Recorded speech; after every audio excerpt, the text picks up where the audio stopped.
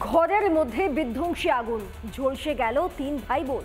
মুর্শিদাবাদের রানীতলায় মর্মান্তিক ঘটনা, 3 শিশুর মৃত্যুতে জোর চাঞ্চল্য।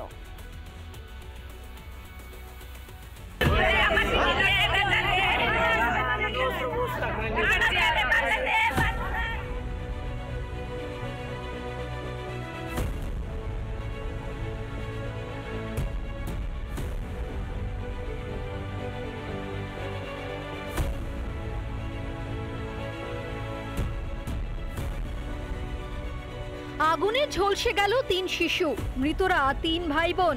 মুর্শিদাবাদের রানীতলায় মর্মান্তিক ঘটনা, প্রাণ গেল 2 যমজ ভাই এবং তাদের বোনের। শনিবার রাতে আচমকা বাড়িতে আগুন লাগে, তাতেই সব শেষ। ওটাই মানে জালি মালি সব পুড়ে সাফা হয়ে গেছে।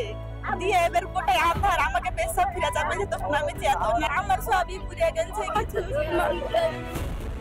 রানীতলার জামালপাড়ার বাসিন্দা সাইনা, স্বামী শায়ান আলী বাইরে কাজ করেন।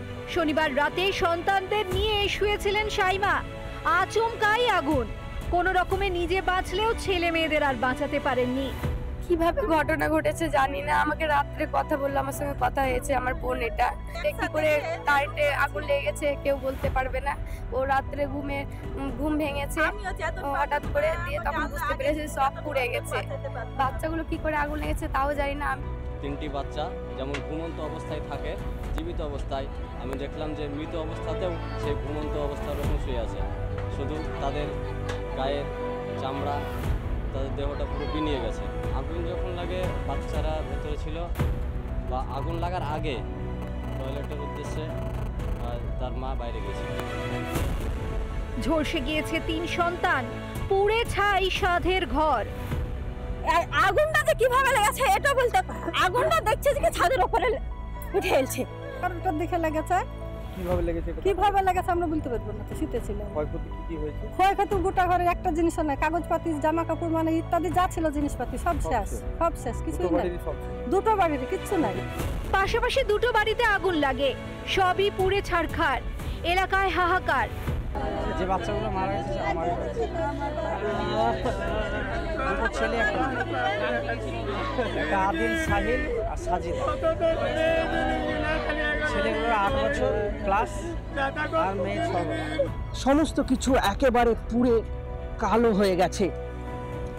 এই যে বাঁশের বাড়ি, পাটকাঠির বাড়ি, তাই দ্রুত আগুন ছড়িয়ে পড়ে। আশেপাশের বাড়িগুলোতেও আগুন ছড়িয়ে যায়।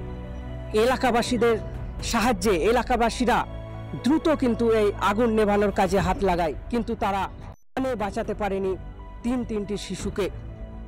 মুর্শিদাবাদের রানীতলা থেকে সৌমিত্র দাস, রিপাবলিক বাংলা।